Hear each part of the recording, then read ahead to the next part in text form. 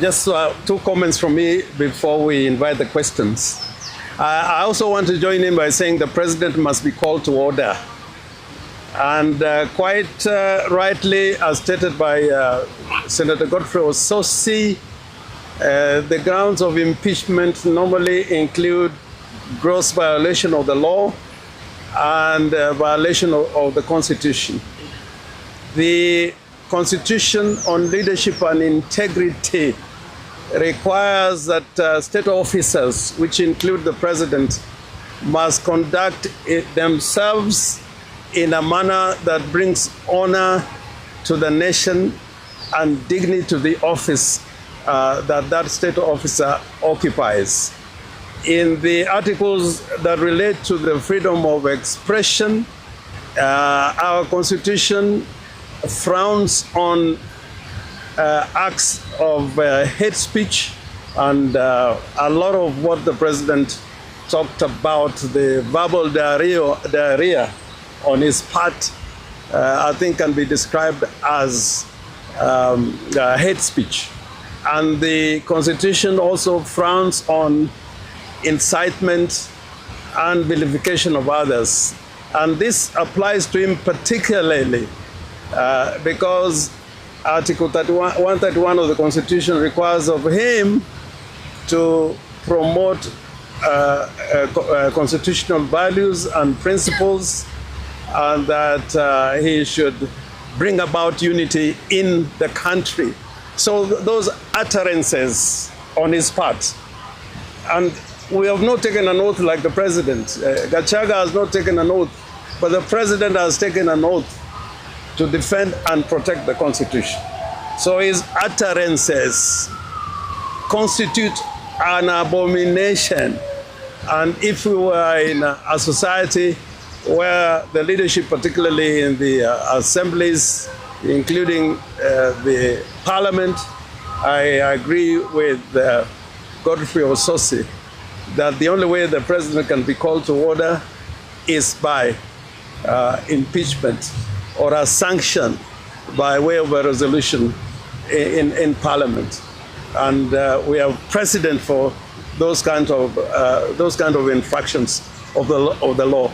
So he must be called to order. The president cannot climb from the high office which he occupies and come down to have violent exchanges, verbal exchanges, which do not bring honor to the Republic of Kenya. And I think all the presidents we've had have had their low times in terms of what they said, but I think this yesterday, some of the utterances, if you have great statesmen like Mboya and Masinde Mulero, Ngala, they'll be turning on their graves that what is this person we have created to occupy that high office of the President of the Republic of Kenya.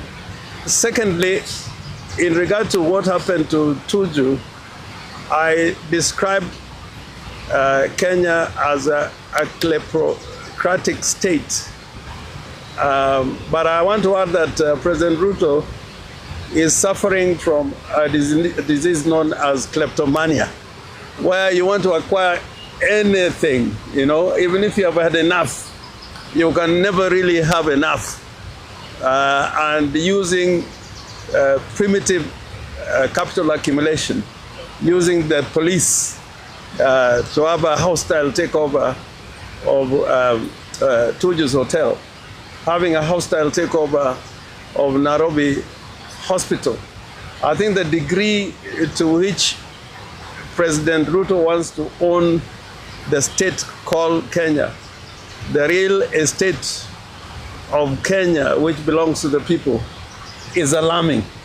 And if it remains unchecked, whatever elections we will be having in future, whether President Ruto is sitting in State House or not, he will control the state, because he would have acquired not only state corporations, state assets, but also be in competition with businessmen in the private sector. So these two things are not doing well for Kenya at all. And finally, I want to conclude by saying, Linda Mwananchi, we are fighting for the soul of the party called ODM, and they're also fighting to protect the legacy of Raila Amolo Odinga. Raila was a Democrat, he was a fighter for social justice, and he was a fighter for human rights. What we are seeing happening with some of our colleagues within ODM goes against the very many principles that Raila fought against and landed him into detention and many arrests and many violent confrontations with the state. So we think we should be understood that we are fighting for the soul and legacy of the party. And we are going to go everywhere in the Republic preaching that message, that ODM must remain the party of the people, by the people, for the people. We invite questions now. Thank you. My name is Ibrahim from NTV. Fighting for the soul and the legacy of the party would also mean following the party constitution. With regards to